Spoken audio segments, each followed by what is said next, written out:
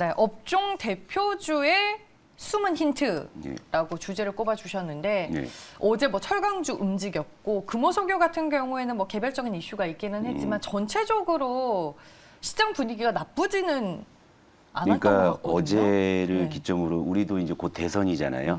우리 시장도 이제 차기 주도주가 출사표를 던지는 후보들이 그런 하루였다.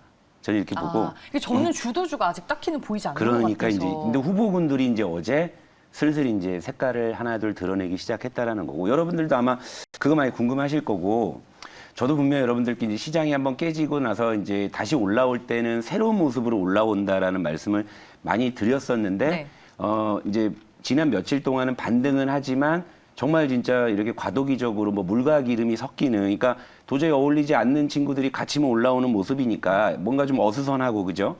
이런 상황이었는데 어제를 기점으로 해서 뭔가 이제 시장이 질서가 좀 잡혀가고 정돈이 되고 이제 차기 주도주로서의 후보들이 이제 하나둘 이제 수면 위로 이제 올라오는 시그널들이 나왔다.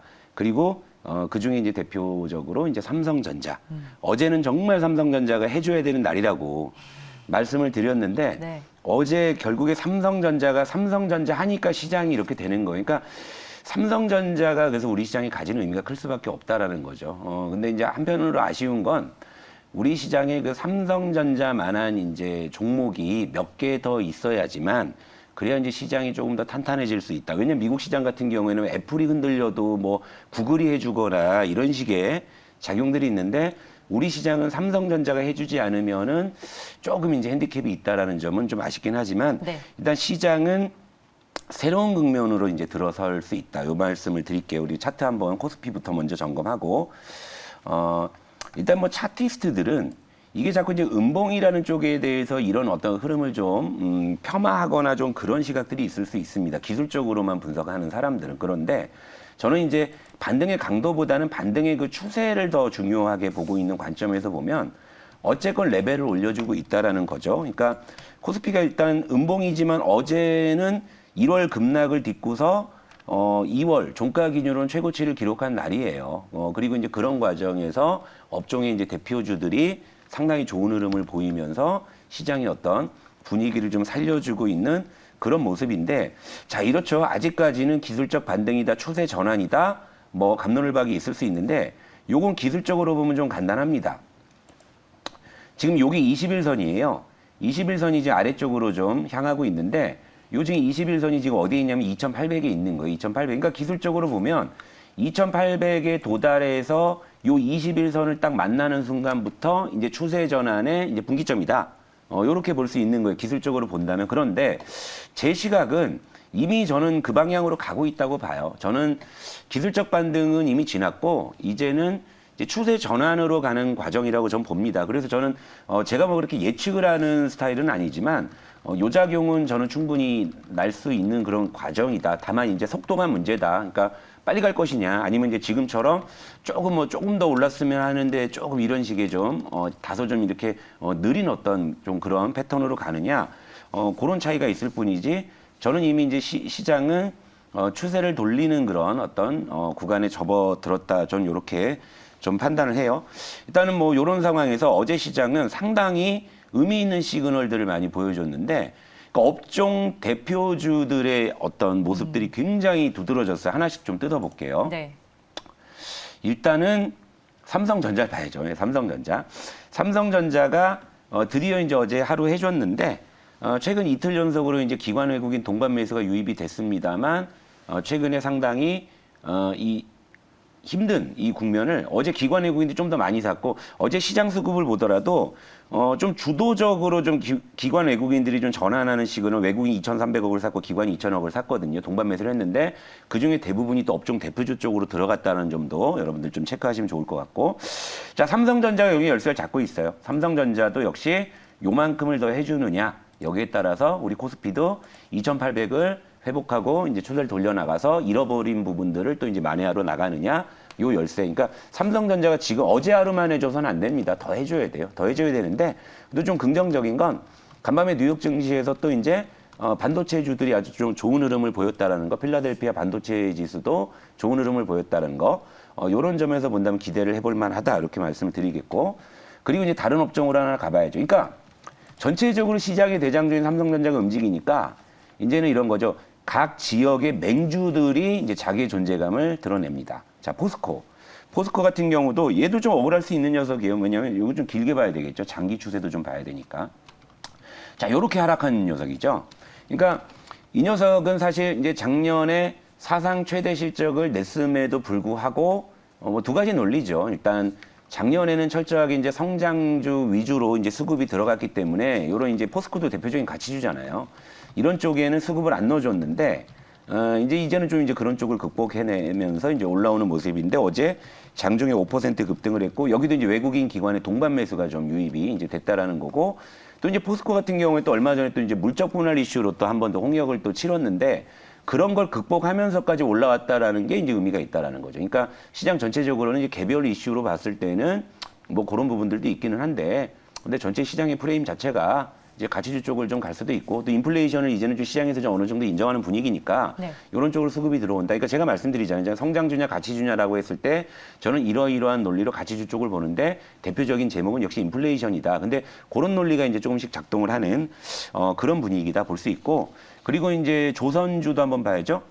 현대중공업도 어제 장중에 6%대 급등을 했고 외국인 기관에 이제 동반 매수가 유입이 됐는데 사실 철강주도 어제 좋은 흐름이었는데 얘가 차기 주도주가 될지 말지에 대해서는 제가 아직은 확신은 없어요. 근데 이제 후보로는 올려놓을 만한 자격은 보여줬고 이 조선주 같은 경우에는 사실 제가 좀 차기 주도 섹터로 좀 유력하게 보는 섹터입니다. 제가 거기서 좀 약간 이제 좀 차별을 하는 거예요. 그러니까 철강주가 될 수도 있습니다만 제 관점에선 조선주가 이 수주 모멘텀이 워낙에 강했잖아요. 이런 부분들 때문에 조선주는 차기 주도주로서 좀 유력하게 보는 섹터이긴 한데 존재감을 확실히 좀 어제 드러냈던 거고요.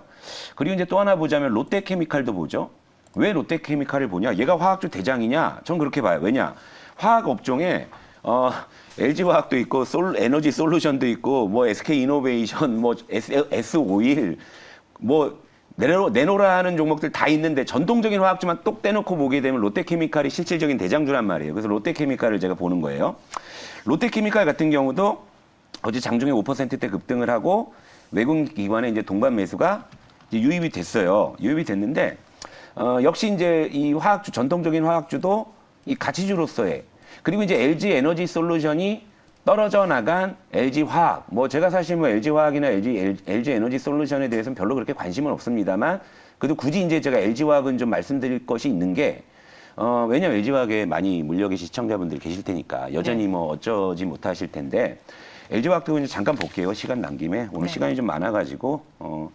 LG화학은 저도 이렇게 봐요. 지금이야 이제 LG 에너지 솔루션 때문에 많은 이제 홍역을 겪었지만 이 LG화학을 LG 에너지 솔루션이 있을 때는 얘가 이제 성장주로서의 밸류를 받았다면은 이제 에너지 솔루션을 이제 떼냈잖아요. 떼냈기 때문에 전통적인 화학주로서 이제 포지션을 다시 잡게 된다면 지금 시장의 논리인 어떤 좀 가치주 쪽으로의 논리로 봤을 때는 지금이 어쨌건 이런저런 거 다 빼니까 롯데케미칼이 전통적 화학주의 대장주로서의 제가 이제 의미를 부여하면서 아까 보여드린 거지만 그런 것들이 어느 정도 정돈이 된다면 LG화학이 이제 그 자리를 그러니까 야 화학주 대장주는 원래부터 나였어 임마 너 비켜 뭐 이제 이럴 수 있으니까 지금 뭐 주가가 워낙에 부진하다 하더라도 너무 이제 낙심하지 마시라고 좀 말씀을 드리고 싶어요. LG 에너지 솔루션은 이런저런 어떤 변동성 때문에 뭐 좀 어느 쪽으로 귀결되겠지만 LG화학은 뭐 이 가격에서 그래도 저는 뭐 좀 추가적인 하락보다는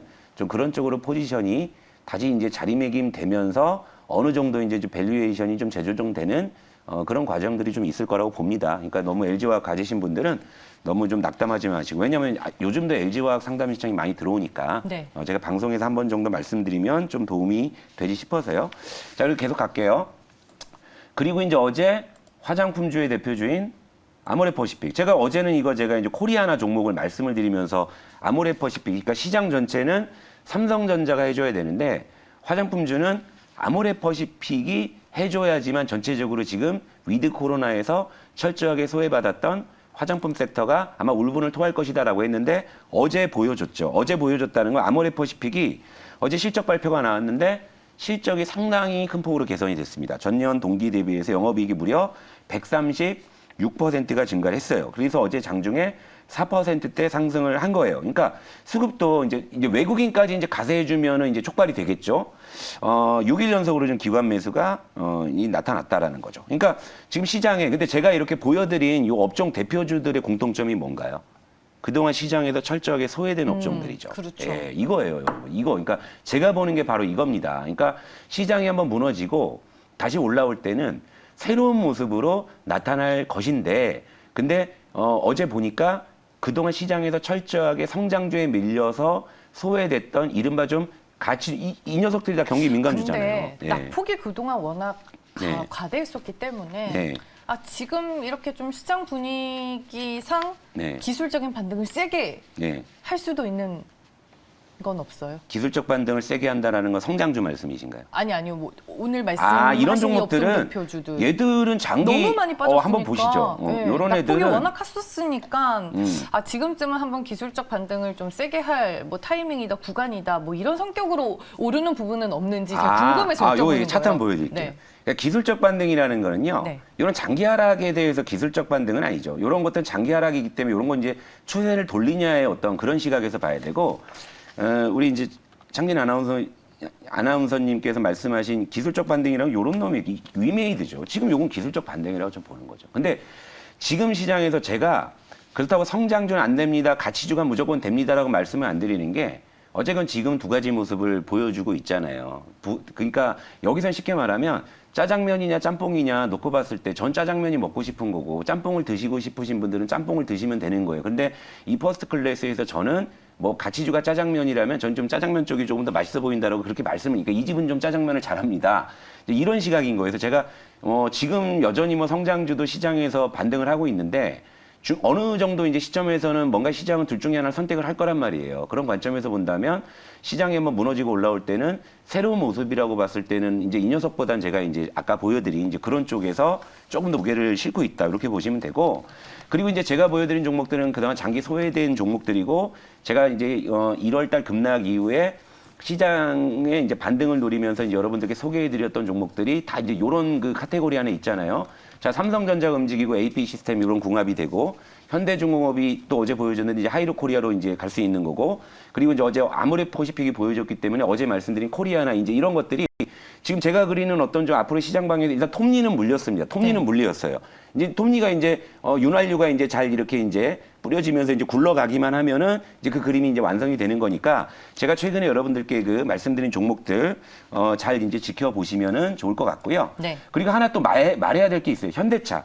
얘는 그래도 안 되네. 뭘까? 이유가 뭘까요? 현대차 차트 한번 보여주시면, 현대차는 뭐가 이 굿이라도 정말 한판 해야 될까 싶은데, 추정컨대 이런 게 있습니다.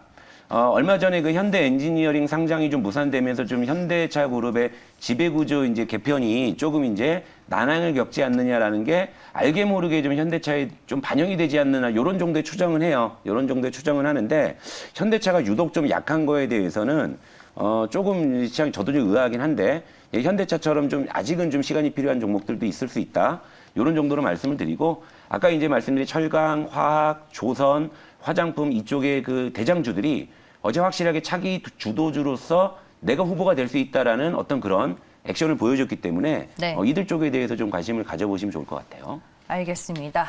제가 뭐 앞서서 이제 서두에 네. 아직 주도주가 등장한 것 같지는 않다, 네. 않아 보인다라고 말씀을 드렸는데, 일단 부장님께서는 새로운 주도 섹터가 등장한다라고 이제 보시는 거죠. 예, 그렇게 보는 건데, 네. 요거 저는 근거가 이거예요. 요 차트 네. 한번 다시 보실게요.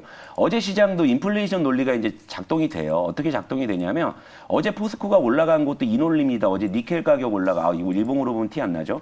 주봉으로 보면은 니켈 가격 이렇게 올라가게 되고, 어제 시장에서도 이런 거 있어요. 뭐 알루미늄 가격 맞아요. 올라간다고 그 관련 테마들 움직였고, 근데 얘들은 물론 인플레이션 전체로 곡물 가격도 계속 올라가고 있어요. 그런데 그냥 인플레이션은 그냥 요것만 보면 돼요. 유가가 여전히 지금 90불대에서 고공행진을 하고 있다라는 거죠. 그리고 미국에서도 국채금리가 급등을 했음에도 불구하고 이제 인플레이션은 우리의 숙명, 금리 인상, 그래 오케이 이렇게 가고 있잖아요. 그러니까 이 부분을 본다면 큰 제목이 이렇게 걸릴 수 있다라는 거. 그래서 저는 인플레이션 때문에라도 시장의 제목을 좀 그쪽으로 보고 있다, 이렇게 보시면 좋을 것 같아요. 네. 네, 알겠습니다. 네, 오늘도 정말 많은 분들이 포트 상담 신청을 해주셨는데, 저희가 내일 또 두 분을 추첨해서 커피 교환권 보내드리도록 하겠습니다. 오늘 이 시간 끝까지 또 함께해 주셔서 감사하고요. 내일 만나 뵙도록 하겠습니다. 시청해 주신 여러분 고맙습니다.